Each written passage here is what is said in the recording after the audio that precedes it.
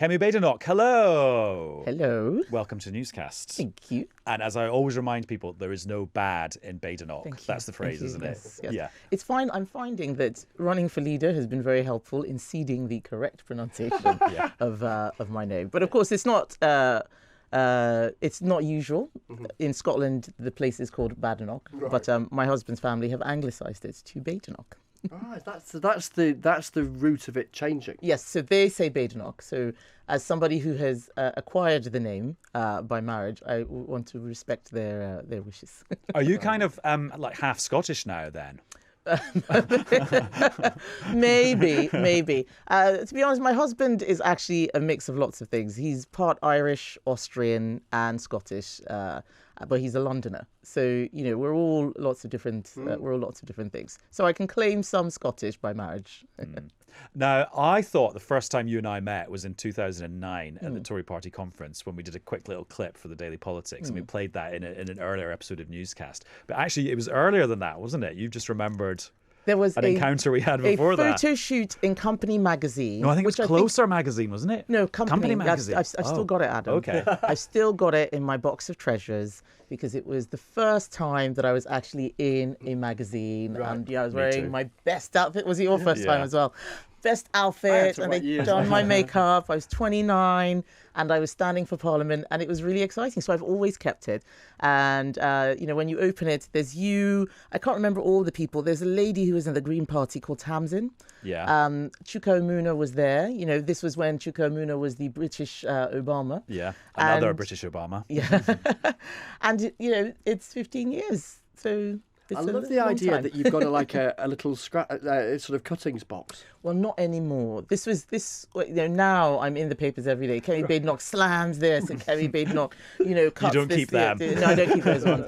No, but the early days when politics was, we were in opposition. I was a candidate, and it was just exciting. And any time you got mentioned, you cut it out. I get that. And I used to do that early on really journalistically as I was climbing the journalistic. But also now, because of online, and there's just so much, that it is no longer possible to have a cuttings collection.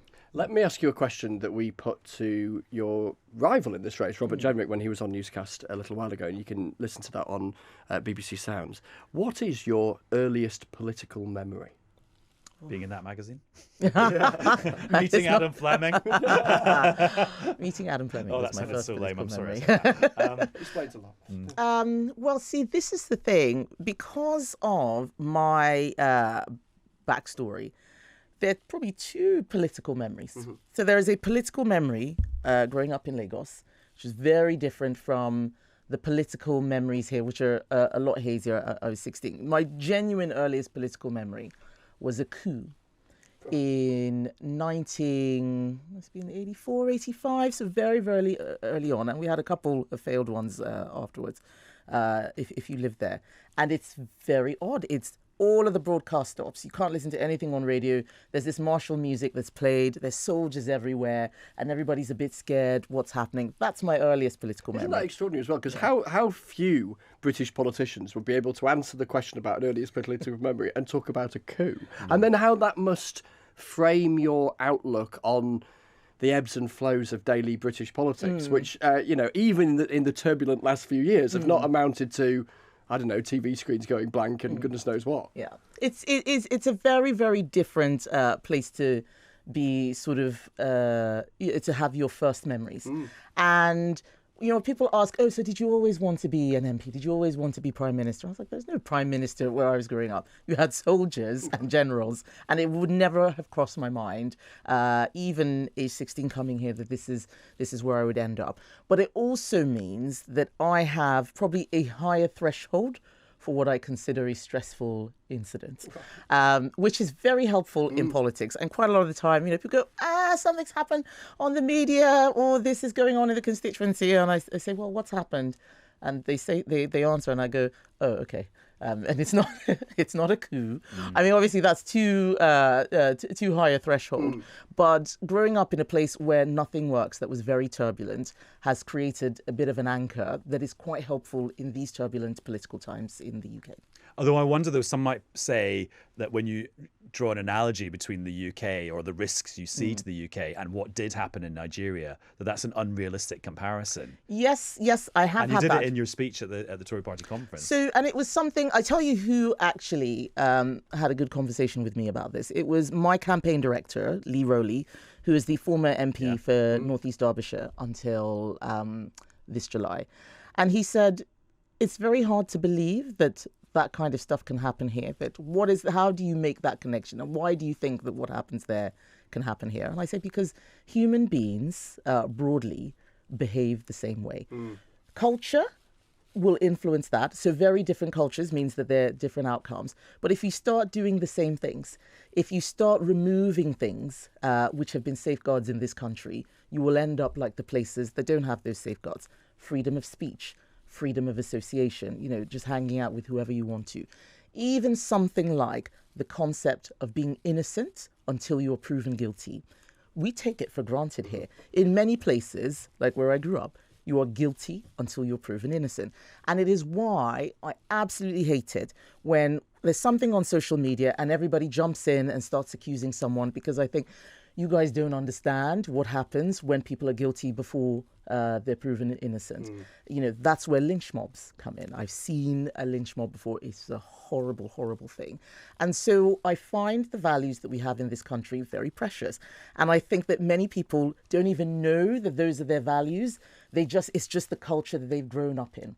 And it's why I talk about culture so much, that with culture, you don't even know that you believe what you believe until you've gone somewhere else and you're able to make a comparison. And maybe not everybody is that thoughtful. Maybe some people move between and they don't think about it. But if you lose all those things, you lose all those safeguards, then you will become like the places that don't have them. Okay, this is why chatting to you is so interesting, even way back in 2008 in a magazine interview, because like everything you say raises 1,000 more interesting questions. So just one of them there, for example, okay, how would you stop there being internet pylons on people, which you just said is the equivalent of trying people in public? Well, I mean, how do you get a grip of that? Well, I think that's a different podcast on how do we regulate social media. The premise of social media... Because you also love free speech. Yes, exactly. The premise of social media is free speech, that people should be able to say whatever they want to say. But I wrote a pamphlet back in 2018, which you should look up. It's called Free-ish Speech. Free-ish? Free-ish, okay. Yes. And is this about... Because I guess at the heart of this then comes a question of responsibility, doesn't it? Yes, it's free speech has never been untrammeled, whatever you want to say, whenever you want to say it, free speech. There have always been boundaries. You can't shout fire in a crowded theatre. You can't libel people. The free speech has always had boundaries. And we need to make sure that we understand where those boundaries should be. And social media removes a lot of the boundaries which we have in real life. How can we ensure that speech is free, but still not regulated like the government saying what you can or can't do, but sometimes society regulating. And those concepts of not allowing people just to defame others are very important. How though? How can you do that? Well, these are the questions that I don't think that we have been answering. So one of the problems But we've got libel laws. Yeah, that's what you do with defamation. We do, but if you can't, if you have 1,000 people libeling you, it's not the same as when one person, writes a letter to the papers. How do we deal with the information age where there's just so much of everything? The way we used to do things don't work. So one of the things that I say is that it was fine when everybody had their 2 cents, to use that phrase.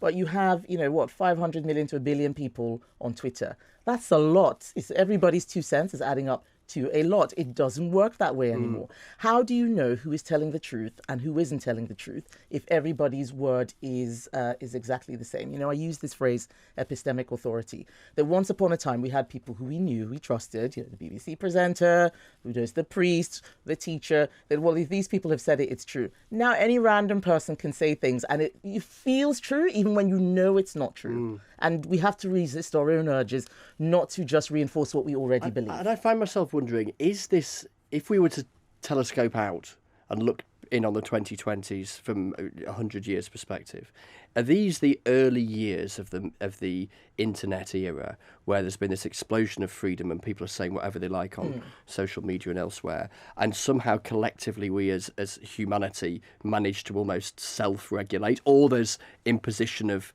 government regulation, or is the genie out of the bottle and whatever plea there might be from political leaders or others to behave more online, basically, that it ain't going to happen? Well, I think that it can happen. Sometimes it takes a while for things to settle down and work out how we do this. We tried to do it with the online safety bill, and it was out of date every month. So there must be a better way of doing it. And these are the things that I would like my party to take some time to think about. It's very hard in government because people say you should do this, you should do that, and you're adding amendments and you're doing things to regulation, adding more and more. And the law of diminishing returns kicks in everywhere. It's one of my favourite laws. My first law is your the law first act of parliament. Law of unintended consequences. Right. The law of diminishing returns. Yes. Are there more, or is it just those two? There are probably some more, but I can't remember. I'm going to throw one in, which is Parkinson's law. I think I'm getting this right, which is that the task fills the time available. Yes, indeed. And there's also Sod's law too. That's Murphy's law. Yes, and Murphy's law. I know Sod's law. Moore's law. Sod's law has got to LA be the law. most important. Yes. Okay. Now we've gone too far. That is the law of diminishing returns. Demonstration live on this podcast. Very good. That's the kind of wit you need at PMQs, isn't it? To be able to come up with something like that. Okay. Well, I mean, your big pitch to the Tory Party membership has been you're not going to do a list of policies. You're going to do what you've just done now, which is like pose some questions, talk about your values. But I do just want to, what will your process actually be for arriving at a set of policies that you could eventually present to the country as this is what the Tories stand for in 2026, 2027, 2028? So where we are is existential. Okay, we've never had so few MPs, this share of the vote, a threat from the right with reform. We're going to have to fix a whole load of things at the same time. So I say I would like to do what both Margaret Thatcher and David Cameron did. These are the last two opposition leaders we had who brought us into government. Margaret Thatcher worked with Keith Joseph. You'll remember the Stepping Stones document, just a fundamental root cause analysis. David Cameron set up lots of policy reviews and policy commissions where lots of people could feed in. They were debated, there was research, and then that formed the basis of what he took to the election. But even despite doing that, the financial crisis happened, and a lot of what he had done was just no longer relevant. Yeah, because he had to pivot to austerity to rescue, in his words, the public finances. The proceeds of growth. Yeah. I was like, share the proceeds Labour's spending plans. Yeah, and that's what worries me. There's nothing I hate more than having to say, oh well, we've changed our minds, or the circumstances have changed, and being shown words that you said previously which no longer apply. Right. So I want to give myself and my party the maximum room for maneuver, the maximum flexibility. And because I also think that one of the reasons why things have got so bad is because we've been run by diktat. Even as a cabinet member, I would find out things on the news rather than through collective responsibility. The announcement on national service, for example, I didn't feed into that. I did not think that was a good idea. Conservative election promise. In the middle of an election. And suddenly it's a manifesto that I'm standing behind. You have to give people a way to have a stake in what's going on, to be able to feed in. Otherwise, they feel left out. And then that's when the infighting and the letters go to the 1922, because people feel that the party is going in a different direction and they're not a part of it. Here's a thought. I suppose in trying to study how you turn a party that has just been absolutely whacked at a general election into a fighting force in a relatively small period of time, actually, Keir Starmer's the person to study, isn't he? Because they had their worst defeat in a century in 2019. And of course, you and he politically are a million miles apart on lots of things. But in terms of political strategy, he turned a party on its uppers into an election-winning machine in exactly the same time frame where you're going to have to do exactly the same. Absolutely not. That is not what he did. He sat back and waited for us to mess up, and we did. If we did not mess up... Is that the only thing that led to the scale of the Labour win? He kicked out Jeremy Corbyn. Well, he clamped down on anti-Semitism. He made his party slightly more electable. Those are things that should not be in a party. Vastly more electable if you compare 2019 and 2024. Actually, I don't think so. We lost the election. They won that stonking majority with a record low share of the vote. Sure. Now, I'm not saying that means that we should be complacent, but there were other factors. Reform helped Labour win. many seats, Labour didn't do better than 2019. They stayed the same or had a lower share of the vote. But we fell further Miles back. back. And that's what you get with first past the post. So I will not be following the Keir Starmer template. And I think that we're already seeing what happens when you don't say anything at all for 5 years and then the problems start cropping up when you're in government. So what I'm talking about now is the consensus. All right, we've got these values, we've got these principles, tabula rasa. Let's start again. What was that phrase? Blank slates. Is that what it is? Yes, Oh, right, yes. okay. Excuse my poverty of expression. Sorry. No, I'm glad. Yes, I didn't actually study Latin, but it's an episode in a series called Heroes, which I like, which is about blank slates. Do you remember Heroes? No. Yes, I do. Yeah, It was about kind of ordinary people who turn out to have heroic powers. Oh, right. Very metaphorical. Four seasons, and it should have continued. I agree. Very sadly, I agree. was cancelled. Right. Well, I'm glad I prompted you on that. Which particular superhero phrase. power would you like? The one that absorbs everybody else's powers. Oh, okay. Because then you can do everything. I think if I could pick one single superhero power, I think it would be being able to read people's minds, because quite often That'd help in politics. yeah, it would help a lot in politics, but people don't say what they think, they don't say what they mean, and I think it would probably solve a lot of problems if they did. I know that's interesting because, and I'm sure loads of people listening will agree with exactly that, whether they're in their own lives and their own lives in work and at home and all the rest of it. But I suppose the flip side to that is what some of your colleagues have been saying to me in the last few weeks, including, by the way, some who are backing you, who say the thing is with Kemi is she falls out with people or says things that upset people, or people who say that you've been rude to them. And is that a problem? So enough people have said it to me to make me think, oh, when I get the chance, I'm going to put that. So these are genuine people, not anonymous sources. These are genuinely. These are people who are in the Conservative Parliamentary Party, including some who are backing you. So not people who are seeking to talk you down. Okay. And it struck me, and I only mention it because you'd mentioned, if you like, the flip side of the same coin. Yes, of everybody knowing what everyone is thinking. Yeah. And I think, when I was talking about me having a higher threshold for stress, I think this is one of the manifestations that I don't think I'm being rude. I just think I'm saying something that I wouldn't mind hearing back. So I treat people how I treat myself. And, I've had even some of my advisors saying, why did you say that? No, why did I say what? What do you mean? Oh, like what? I can't remember. But, you can. But you weren't. No, I generally can't. I generally can't remember. And I was like, well, what did I say? I was nice. I was like, no, you shouldn't have said this. And I thought, I was just being honest. And they're like, but he's going to be so upset by that. And then you check. And I think on that occasion, the person actually was not. But I have to be mindful that I have a higher tolerance for things than others. And I think part of being a leader is being able to calibrate so that you can help manage. So you're going to have to do people. the softly thing a bit more. Yes, but that's fine. I'm not perfect. I've never said that I was perfect. If we keep wanting people who will give the perfect interview and have the perfect policies, will look perfect. So there's nobody like that. Everybody's coming with pluses and minuses. And what this leadership contest is about is not a general election or who's got the nicest manifesto. It's what kind of person do you want as leader? And I think Robert and I probably don't disagree on very much, but we are very different people. And it's a choice of what kind of person do you think would be best to lead. But just to go back to my question, which prompted this bit of the conversation, what's your actual process going to be to get the Conservative Party to arrive at a set of policies? Oh, sorry, it was the Latin discussion that set us off down there. Sorry. If you've got this tabula rasa, how are you going to tabula fill it in? Yes. So when I say tabula rasa, it's on policy, not on principles. There are certain things we believe, and there are certain areas that I have already said this is where we're going to start. Rewiring the state. I don't think the state works. It is all 20th century. We're talking about the information age. Planning doesn't make sense.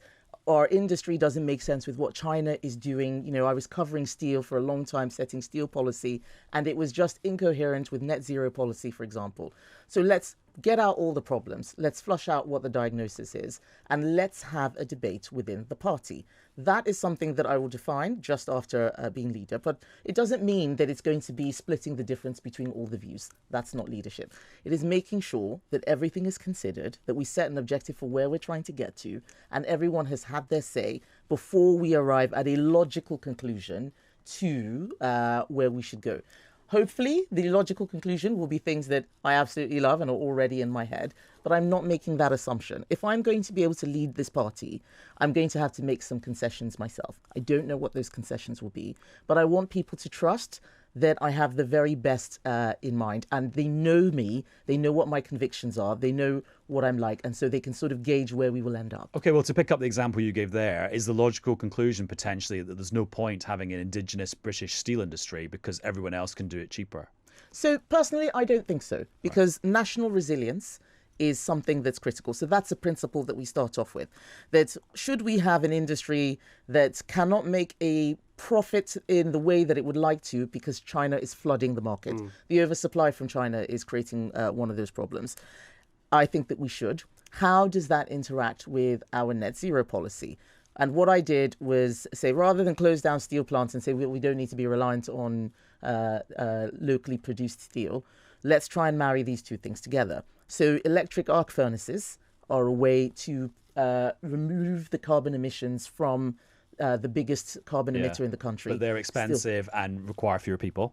Yes, they do. Trade-offs. So exactly. So trade-offs will be required. What you can't do is have everything at the same time. You can't have it all at the same time. We're going to have more jobs, and it's going to be cheaper, and we're going to have national resilience, and we're not going to emit any carbon, and everybody's going to get paid £1 million a year, and there'll be profit. So you just can't have all that. No one's saying that last bit. Yes. Well, you'd be surprised. Okay. The steel companies were losing £1 million to £1.5 million a day. So that's just not sustainable. And what I want us to do is to be able to have a conversation of where are we going to land? Which trade-offs are we prepared to accept based on principles? What tends to happen in government is nobody's interested. It's just, I want this, I want that. And that's fine. We're not in government anymore. We did our best. But how can we start again where we're very firmly anchored in these principles and we're not buffeted by what's happening on a day-to-day basis? I wonder how you find public life, because there's 1,000,001 ways in which people can make a very admirable living in the public or the private sector without ever coming across TV cameras, microphones, or folk like Adam and I, journalists. And I'm struck that your approach to, and I don't mean this as a criticism, it's an observation, but tell me if you think it's unreasonable. Your approach to, you've held high office as a cabinet minister, is to not do what some politicians love doing, which is spending loads of time with journalists, but just get on with doing what you're doing and announcing something when you've got something to announce, etc., etc. As leader of the opposition, a lot of it is about going out and making an argument, isn't it? Now, in 2024, there's ways of doing that directly via social media that don't necessarily involve journalists, but a lot of it does. And with that comes a lot of questioning that, I don't know, might be ridiculous, might be superficial, but does come along, like asking the leader of the opposition what they make of the New England manager, as well as asking about an Israeli airstrike the night before and everything else in between. And I wonder how prepared you are for that prospect if you're to win. Well, so this is one of the things that changes. When you're not in government anymore, there's a lot more freedom. When I was doing interviews, I couldn't say everything that I was thinking. This is a terrible idea, but I've got to go out and sell it. You did come very closely. Or they should have listened to me when I said we should. You can't do that. Sure. It's collective responsibility. Yeah. If you are in opposition, and if you're leader of the opposition, there's a lot more freedom. So it's easier to have difficult conversations. It's easier to say, look, we got this wrong, or something similar. So that makes life a lot easier. Sort of easier to be authentic, I guess. Yes, I think so. And one of the challenges that I find in public life is that you're trying to get your message out and the media are trying to get content. And sometimes I find that with a lot of journalists, they just see you as content. They're not really listening. It's, we've got to get something out. We've got to put something out. Give us a quote. Give us a this. Give us a that. Come on our show. And there's so much media. I mean, you've got your show, but it feels like there are 1,000 different shows and everyone's wanting your time. And when you say no, they get offended. They get upset. But you have to, in my view, be very restrictive about how you use your time. And if you're just talking, you're not doing. You're not getting stuff done. And we've seen that contrast in this campaign because you've done far fewer, and we're very grateful to have you on Newscast, but you've done far fewer media interviews than Robert Jenrick has. And I guess you can make the argument that you wanted to talk directly to the folk who've got a vote in this contest. But the other side of the next couple of days, if you win, I guess the conversation tilts to the country, doesn't it? I mean, I know it's a long conversation going on for several years. Yes. But that's a change, isn't it? And that's an adjustment to make. I think that is right. The conversation will tilt to the country rather than the members. But I also think less is more. That if you're not commenting every minute, when you do say something, it has more of an impact. And I found, even as a junior minister, that I could get in the papers, I could get on the front pages, because I wasn't out there constantly talking about, well, who's the New England manager and what's happening on Netflix and so on and so forth. But you will be out there constantly, won't you? I will be, but there are other ways to deliver these messages. And quite a lot of what I would need to do is actually fix the problems in my party. And I don't just mean the parliamentary party. The membership are very upset. You know, they want our central office fixed. There's a lot that's going to need to be done. So it's going to be a big strategy that addresses all of these things, but I'm not doing it alone. I love teams. I've never been a lone wolf, and it's not just going to be me. And I think one of the biggest challenges of doing this is that it can be quite lonely. I like to do things with my friends. You know, a lot of times when I'm on podcasts, like, well, can this person come along? Because it's not just me. It's not, my campaign isn't called Kemi for Leader. It's called Renewal 2030. And I'm doing more media this week, specifically because people aren't turning out to vote as much as we would have expected. Really? And no, they're not. It was reported in the papers. I don't know who actually told them, but this is something that I knew. You know, going to events, have you voted yet? Have you voted yet? People saying, well, no, they haven't. We're going to wait till the last minute. Like, well, you know, vote. Don't wait till the last minute. It's human nature. So it's low turnout overall. It's not necessarily that you were worried people weren't voting for you. No. I'm not worried. Really? So why do you think people I'm not worried about that because I'm sanguine about the result. I don't know if I will win. The bookies have me ahead, but I think it's actually neck and neck. Robert could win. Anyone could win. Or either of us could win, I should say. Not anyone, but either of us could win. But I want the party members to think, which kind of person are you looking for? And if they decide that person is Robert, then I will work within that framework. But if they decide that it is me... You'd sit on his front bench, would you, if he wins? But what if there's a lack of enthusiasm by Tory members because they don't like the choice? They don't like either of you? Well, there's nothing I can do about that. I'm me. But that's a problem, though, isn't it? Well, I do, but that's politics. You know, people sit on the sofa. People spoil their ballots. I think that actually many people are undecided because there's just been so much fracture. People are angry about everything. And it's not just within the Conservative Party. They're angry about everything with the country. And I think... You know, I actually feel sorry for Keir Starmer because you waited all this time. You come into government and it's like, well, where's this? Where's that? What's this freebie stuff? Why haven't you done this? Winter fuel payments, VAT on private schools. And I think that this is where I am different. That they thought opposition and government would be similar. That if you just get these Tories out, everything will be fine. They had not seen the system on the inside.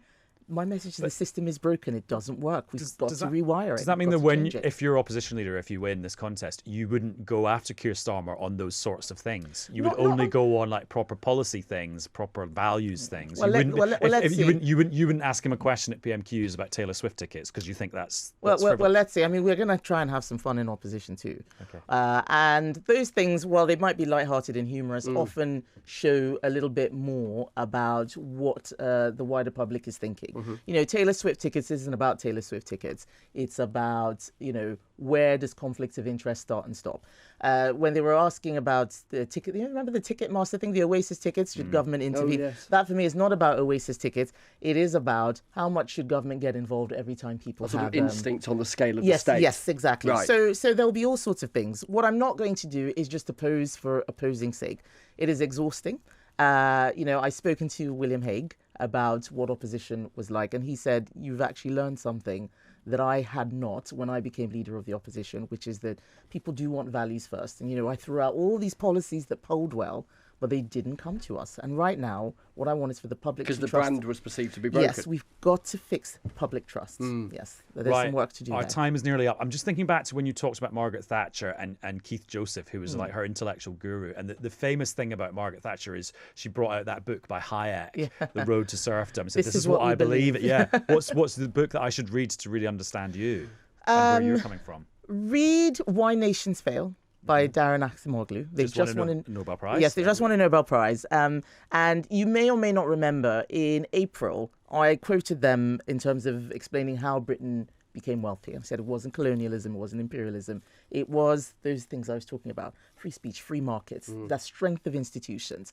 And when I read it, I thought, this is why Nigeria is not working, because they don't have any of these things, and it suddenly made sense. So that influences a lot of how I think. The Righteous Mind by Jonathan Haidt, I think, is an amazing book. So is Thomas Sowell's Basic Economics. Those books It's quite are a great. reading list we've got here, Adam. Yeah, well, next time you're on a 40-hour flight, Yeah, you won't be bored. We needed to do this a week ago. Anyway, thank you very much. Good to chat to you. Oh, last question. Do you still think there's too many podcasts? You were quoted as saying that. Yeah. Sorry. But this one is fine. This one is great. This is good. there Yeah, you go. Newscast We're must safe. stay. We're safe. Yes. Okay. I mean, there are a lot, aren't there? Yeah, but as many as the market could bear. It's a free market. There is that. There is that. Thank you very much. BBC is not a free market. That's a yes. We That's feel a new that, all I'd conversation say we've is in the podcasting world, we feel the winds of competition. Good. Definitely. But yes, no, I have enjoyed Newscast, so you have thumbs up from me. Thank you. Yes. Cheers. Newscast from the BBC.